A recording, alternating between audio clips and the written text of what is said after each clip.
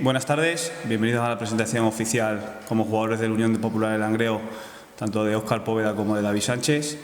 Vamos primero con Óscar.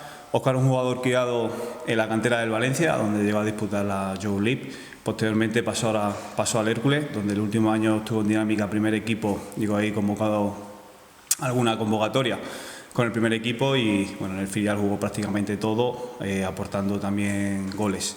Es un jugador de carácter ofensivo, un mediocentro, lo podemos asimilar al 8 moderno de ahora.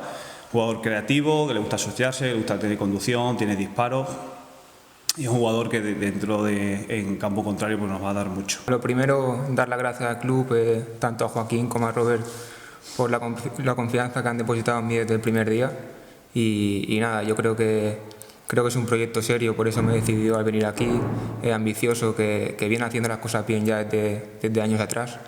Y creo que bueno, en lo personal es un salto en mi carrera al final de categoría y intento adaptarme lo más rápido posible. Yo creo que al final se va a notar un poco la exigencia los primeros días y es un cambio de categoría al final, mucho más ritmo sobre todo y gente más experimentada y bueno, intento hacer lo que vengo haciendo estos años en tercera, aumentar el ritmo tanto personal y competitivo y a seguir así.